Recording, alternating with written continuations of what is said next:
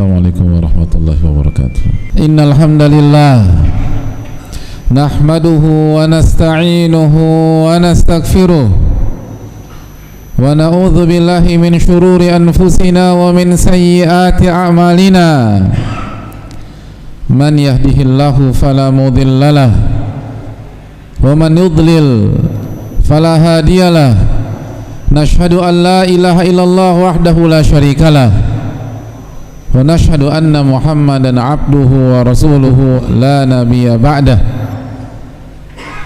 Allahumma salli wa sallim wa barik wa an'im ala nabiyyina wa rasulina Muhammadin sallallahu alaihi wasallam wa ala alihi wa sahbihi ajma'in. Wa ba'd. Ma'asyiral muslimin, sidang Jumat yang semoga Allah muliakan, tidak ada kata yang pantas untuk kita ucapkan kecuali rasa syukur dan puji-puja kita kepada Allah Subhanahu wa taala atas segala nikmat yang Allah limpahkan kepada kita, karunia yang tidak mungkin kita bisa hitung dan kalkulasikan. Allah berfirman, wa in ta'udu ni'matallahi la tuhsuha, dan jika kalian ingin menghitung nikmat-nikmat Allah maka kalian tidak akan mampu bisa menghitungnya. Maka bersyukurlah kepada Allah Tabaraka wa Ta'ala atas nikmat yang Allah berikan dan Allah limpahkan kepada kita, sehingga kita bisa tetap hidup, bisa tetap bernafas di atas iman dan Islam, bisa beribadah kepada Allah Subhanahu wa Ta'ala, dan bisa mengamalkan perintah Allah Tabaraka wa Ta'ala ketika Allah perintahkan kita untuk mengerjakan sholat Jumat. Karena tidak mudah untuk mengerjakan ibadah yang satu ini, dan tidak akan berhasil kecuali Allah yang memberikan taufiknya kepada kita. Marilah kita bersyukur kepada Allah atas nikmat yang Allah berikan itu.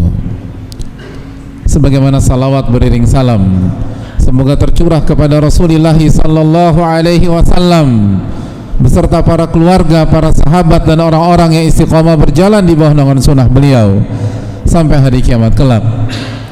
Ma'asyiral muslimin, sidang Jumat yang semoga Allah muliakan, marilah kita bertakwa kepada Allah Tabaraka wa Ta'ala dengan takwa yang sejati, sebagaimana firman Allah ketika Allah berfirman, ittaqullaha haqqa tuqatih wa la tamutunna illa wa antum muslimun. Bertakwalah kepada Allah dengan sebenar-benar takwa, dan janganlah kalian wafat kecuali dalam kondisi beriman, kecuali dalam kondisi sebagai seorang muslim. Takwa yang berarti menjalankan perintah-perintah Allah di atas ilmu dan keikhlasan, dan menjauhi larangan-larangan Allah di atas ilmu dan karena khawatir takut akan azab Allah Subhanahu wa Ta'ala. Takwa yang Allah firmankan di dalam Al-Quranul Karim dalam surat Al-Ahzab, ya ayyuhalladzina amanu taqullah wa qulu qawlan sadida. Wahai orang-orang beriman, bertakwalah kepada Allah dan berbicaralah dengan benar. Apa yang akan kita dapatkan jika kita bisa bertakwa dan bisa berbicara dengan benar? Yuslih lakum a'malakum wa yaghfir lakum dzunubakum wa may yuti'illaha wa rasulahu faqad faza fawzan 'azima. Allah akan perbaiki amalan-amalan kalian, urusan-urusan kalian, dan Allah akan ampuni dosa-dosa kalian. Dan barang siapa yang taat kepada Allah dan Rasulnya, maka ia meraih kemenangan yang nyata. Takwa adalah kemenangan, takwa adalah perbaikan urusan kita, takwa adalah ampunan yang Allah akan berikan kepada kita. Marilah kita bertakwa kepada Allah dengan sebenar-benarnya takwa.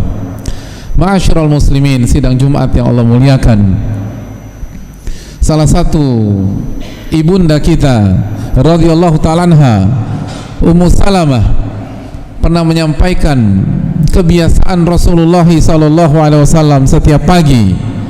Beliau menuturkan, anna Nabiya sallallahu alaihi wasallam kana idza asbah qal. Rasulullah sallallahu alaihi wasallam jika berada di waktu pagi setelah salat subuh, beliau membaca, Allahumma inni as'aluka ilman nafi'a wa rizqan thayyiba wa amalan mutaqabbala. Ya Allah, berikanlah aku ilmu yang bermanfaat, rizki yang baik dan halal, dan amalan yang diterima oleh Engkau subhanahu wa ta'ala. Hadis yang dikeluarkan oleh Imam Ibnu Majah dan lain-lain. Sebuah doa yang diajarkan dan dipraktekkan langsung oleh baginda Rasulullah sallallahu alaihi wasallam setiap pagi qudwah kita, uswah hasanah kita, baginda Rasulullah sallallahu alaihi wasallam berdoa, Allahumma inni as'aluka ilman nafi'a wa rizqan thayyiba wa amalan mutaqabbala. Ya Allah, berikanlah aku ilmu yang bermanfaat, rizki yang baik dan halal, dan amalan yang diterima. Sebuah doa yang membuat kita mengevaluasi diri kita. Sudahkah kita membaca doa ini tadi pagi? Sudahkah kita membaca doa ini kemarin pagi? Sudahkah kita senantiasa membaca doa ini di setiap pagi hari, sebagaimana umat yang selalu ingin meneladani Rasulnya sallallahu alaihi wasallam? Apabila Nabi SAW membaca doa ini, maka hendaknya kita membaca doa ini. Dan mulai saat ini, mulai esok pagi, latih diri kita untuk membaca doa yang simpel, sederhana, dan mudah untuk dihafal. Allahumma inni as'aluka ilman nafi'a wa rizqan thayyiba wa amalan mutaqabbala. Dan hadirin yang Allah muliakan, ini bukan hanya sekedar mengucapkan sebuah doa, ini adalah sebuah tujuan. Ulama kita mengatakan, mengapa Nabi SAW meminta 3 hal di atas: ilmu yang bermanfaat, rizki yang baik dan halal, dan amalan yang diterima. Dan mengapa Nabi SAW membaca doa ini di pagi hari? Karena ini adalah tujuan hidup kita dalam kesehariannya. Ini adalah misi yang harus kita jalankan setiap hari. Makanya diminta di pagi hari sebelum kita melakukan aktivitas apapun, sebagai pengingat bahwa tujuan Anda dan tujuan kita semua di hari ini adalah mendapatkan ilmu yang bermanfaat. Tujuan kita pada hari ini adalah mendapatkan rizki yang halal dan baik. Dan tujuan hari ini dan yang harus kita kerjakan hari ini adalah amalan yang diterima oleh Allah Subhanahu wa ta'ala. Ini bukan hanya 3 hal biasa. Ini adalah tujuan dan isi hari kita pada hari tersebut. Ini bukan hanya 3 perkara, tapi inilah aktivitas-aktivitas kita pada hari tersebut. Di hari itu atau di setiap hari, aktivitas kita harus bernilai ilmu yang bermanfaat, atau mencari rizki yang halal dan yang baik, dan amalan yang diterima, sholat yang diterima, zikir yang diterima, mencari nafkah dan diterima oleh Allah Subhanahu wa ta'ala, mengucapkan salam dan diterima oleh Allah, berbuat baik kepada tetangga, datang ke masjid ketika azan dikumandangkan untuk mengerjakan sholat berjamaah. Semua itu bukan hanya segera dikerjakan, tapi bagaimana diterima oleh Allah Subhanahu wa ta'ala. 3 perkara di atas adalah isi sebuah hari dalam kehidupan seorang muslim, kehidupan orang-orang beriman. Ketika orang-orang beriman ditanya, apa isi hari Anda pada hari ini? Maka jawabannya adalah ilmu yang bermanfaat, mencari rizki yang halal dan baik, dan amal ibadah yang diterima oleh Allah Subhanahu wa ta'ala. Dan hadis ini memberikan pelajaran kepada kita bahwa Nabi SAW mengucapkannya di pagi hari. Ini menunjukkan pesan besar bahwa sebelum kita beraktivitas, minta pertolonganlah kepada Allah Subhanahu wa ta'ala, berdoalah kepada Allah Subhanahu wa ta'ala. Jangan sampai kita mencari ilmu hanya mengandalkan diri kita sendiri dan kecerdasan kita.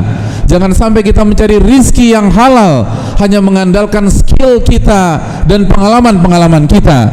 Dan jangan sampai kita beribadah pada hari tersebut hanya mengandalkan diri kita dan ilmu kita.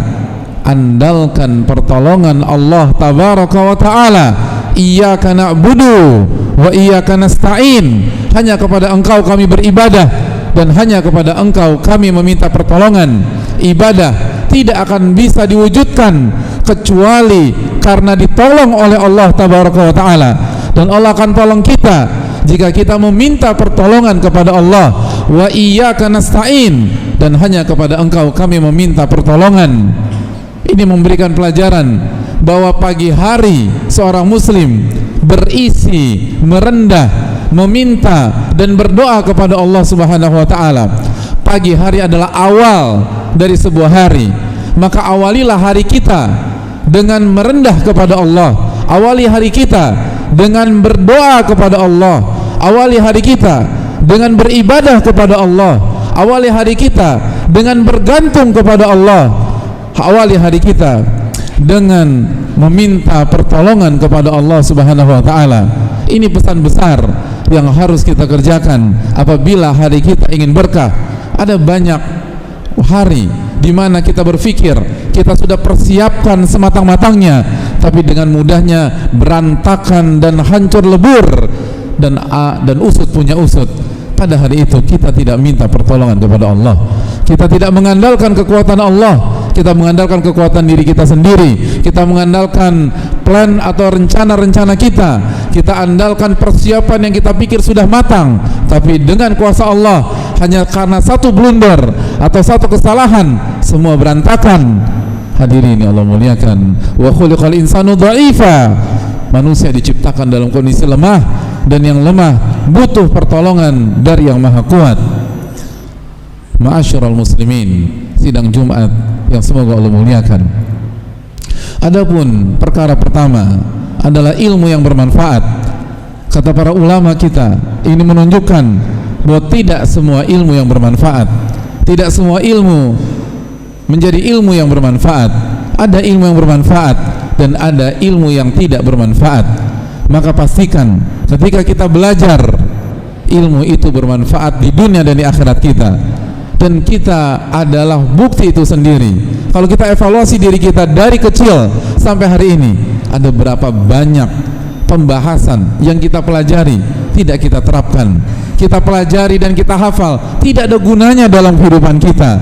Maka seorang muslim harus fokus dengan ilmu yang bermanfaat untuk dunianya dan untuk akhiratnya. Dan ilmu tersebut adalah ilmu yang berdasarkan Al-Quranul Karim dan sunnah Rasulullah SAW, dan bermanfaat untuk hajat manusia dan orang banyak. Dan pastikan itu menjadi misi kita pada hari tersebut. Dan prioritaskan ilmu-ilmu yang fardu ain, ilmu tentang iman, ilmu tentang tauhid, ilmu tentang bahaya kesyirikan, ilmu tentang ibadah yang merupakan fardu ain bagi kita. Pastikan kita mempelajari ilmu tersebut. Pelajarilah Al-Quranul Karim dan pelajarilah sunnah Rasulullah SAW dengan pemahaman yang benar yang diajarkan Rasulullah SAW, para sahabat beliau radhiyallahu ta'ala anhum, dan para ulama-ulama yang menjadi ahli waris para nabi dan rasul. Pelajarilah dari Al-Quran dan sunnah Nabi SAW yang valid dan yang sahih dan dengan keterangan yang benar. Hadirin yang Allah muliakan, itulah ilmu yang bermanfaat. Dan silakan pelajari ilmu yang halal dan selaras dengan agama kita dan bermanfaat bagi hajat hidup kita dan orang banyak. Tapi intinya, jangan pernah lupa ilmu yang fardu ain. Jangan pernah lupa kewajiban-kewajiban kita. Dan ilmu yang bermanfaat disebutkan pertama kali oleh Rasulullah SAW dalam doa ini. Itu menunjukkan bahwa ilmu sebelum berbicara dan beramal, sebagaimana dikatakan Al-Imam Al-Bukhari, al-ilmu qabla al-qawli wal amal. Ilmu dulu sebelum berbicara dan beramal. Ilmu dulu sebelum kita berbicara tentang mencari rizki yang halal. Ilmu dulu sebelum Anda sholat, sebelum Anda puasa, sebelum Anda zikir. Artinya, kalau kita ingin punya harta yang halal dan harta yang baik, maka kita harus tahu ilmunya. Dan kalau kita ingin sholat kita diterima, puasa kita diterima, zikir kita diterima, amal ibadah kita diterima, maka kita harus tahu ilmunya. Ilmu sebelum berkata dan berbuat, ilmu sebelum berkata dan beramal. Maka hadirilah majelis-majelis ilmu, milikilah mentalitas pembelajar sejati dalam kehidupan keseharian kita. Umat Islam adalah umat yang bukan hanya hobi belajar, tapi belajar adalah darah daging yang tidak bisa dipisahkan dengan dirinya. Karena itu perintah Allah, talabul ilmi faridatun ala kulli muslim. Menuntut ilmu hukumnya wajib bagi setiap muslim, bisa fardu ain atau bisa fardu kifayah. Adapun perkara yang kedua, ma'asyiral muslimin, adalah rizki yang baik dan halal. Ini memberikan pesan bahwa tidak semua rizki itu halal, tidak semua rizki itu baik, dan umat Islam hanya boleh mencari rizki yang halal dan baik. Dan jangan kita gadaikan dan kita pertaruhkan kebahagiaan kita di dunia dan masa depan kita di akhirat hanya karena rizki yang haram atau harta yang haram. Harta yang haram tidak akan pernah memberikan kebahagiaan di dunia, bahkan menghancurkan kebahagiaan kita di dunia, dan akan berakhir tragis di akhirat. Nabi kita SAW bersabda, beliau mengatakan, innahu la yarbu lahmun min suhtin illa kanatin naru aula bih. Beliau menyatakan bahwa daging yang tumbuh dari harta yang haram, kecuali neraka lebih pantas untuk daging tersebut. Na'udzubillah, tsumma na'udzubillah. Daging kita, tubuh kita, kalau tumbuh kembangnya karena asupan makanan yang haram atau makanan halal, tapi didapatkan dengan cara yang haram, uang yang haram, maka tubuh itu, kata Rasulullah SAW, diri itu, kata Nabi SAW, lebih pantas untuk dibakar di api neraka daripada dimasukkan ke dalam surga. Hadirin yang Allah muliakan, jangan sampai kondisi yang memang sedang berat atau diuji oleh Allah Subhanahu wa taala seperti sekarang membuat kita lupa akan hakikat dan identitas kita sebagai seorang hamba. Jangan sampai membuat kita lupa bahwa dunia ini sebentar dan nanti akan ada perjalanan kehidupan yang tidak ada akhirnya, kehidupan abadi. Dan jangan sampai kehidupan abadi itu dihabiskan di neraka Allah Subhanahu wa taala. Setiap daging yang tumbuh dari hal yang haram, maka kata Nabi kita SAW, neraka lebih pantas untuk daging dan tubuh tersebut. Aku qouli hadza wa astaghfirullah li wa lakum. Alhamdulillahi wa kafa, wassalatu wassalamu ala nabiyil mustafa, wa ba'd. Ma'asyiral muslimin, sidang Jumat yang Allah muliakan, bertakwalah kepada Allah Subhanahu wa taala dengan sebenar-benarnya takwa, dan orang-orang bertakwa akan beruntung di dunia dan di akhirat. Dan di antara upaya untuk bertakwa adalah meneladani Rasulullah SAW, dan di antara amalan yang dilakukan Nabi SAW adalah berdoa di setiap pagi ba'da salat subuh, Allahumma inni as'aluka ilman nafi'a wa rizqan thayyiba wa amalan mutaqabbala. Ya Allah, berikanlah aku ilmu yang bermanfaat dan rizki yang halal dan baik dan amalan yang diterima. Dan perkara yang ketiga dari doa di atas tersebut adalah amal yang diterima. Ini menunjukkan bahwa tidak semua amal diterima oleh Allah Subhanahu wa taala. Tidak semua ibadah diterima oleh Allah Subhanahu wa taala. Maka Nabi kita SAW mengajarkan kepada kita selalu meminta amal yang diterima, amal yang banyak, tapi ditolak oleh Allah Subhanahu wa taala. Apalah artinya? Tapi kalau kita bisa menjaga amal ibadah kita sehingga diterima oleh Allah Subhanahu wa taala, maka semoga ini adalah kebahagiaan di dunia dan di akhirat.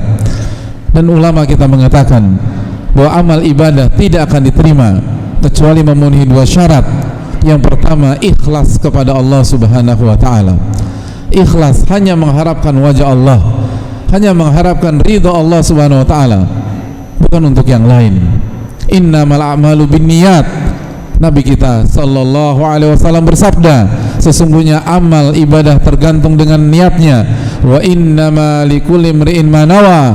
Dan setiap orang akan diganjar sesuai dengan niatnya, sesuai dengan niatnya. Dan kata Nabi SAW memberikan contoh tentang konsep dan kaidah besar ini.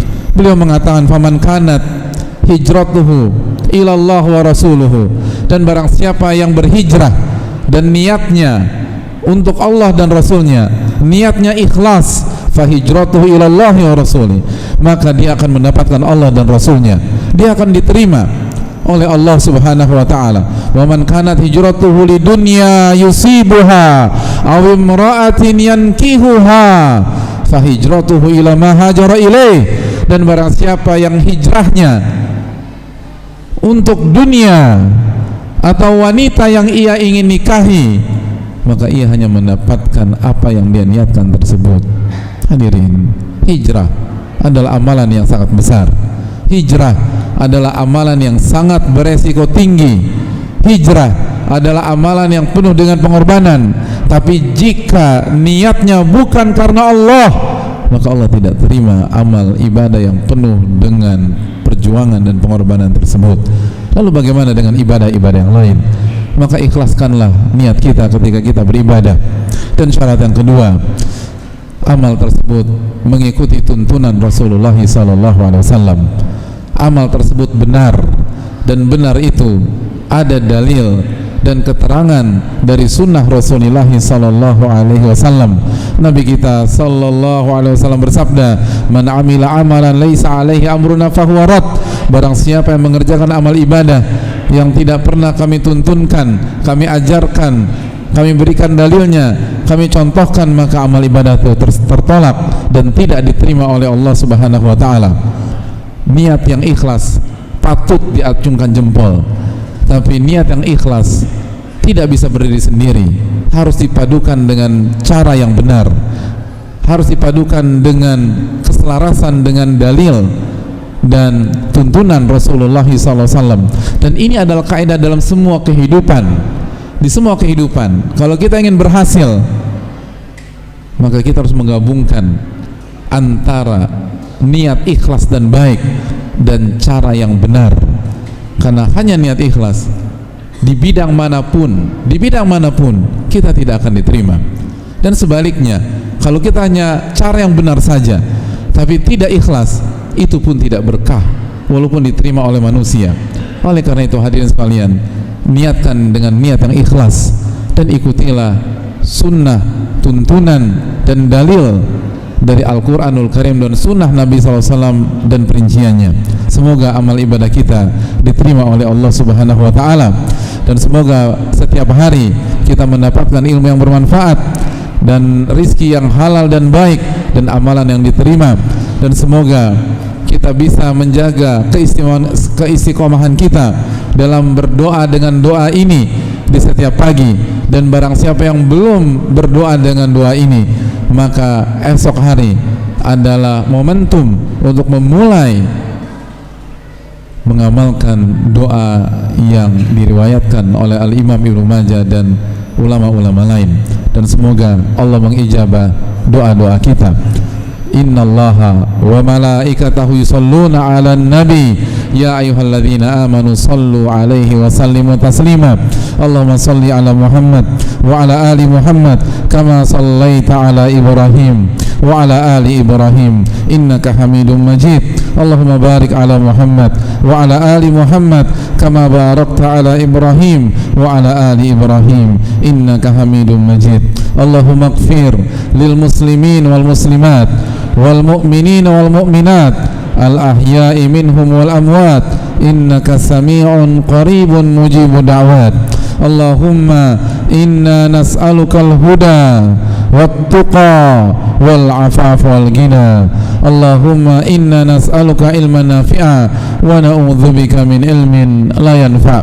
اللهم إنا نعوذ بك من علم لا ينفع ومن قلب لا يخشع ومن نفس لا تشبع ومن دعوة لا يستجاب لها.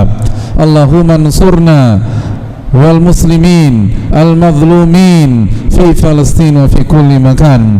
اللهم أصلح لنا أمورنا كلها وأصلح ولاة أمورنا يا رب العالمين. اللهم إنا نسألك علما نافعا ونعوذ بك من علم لا ينفع.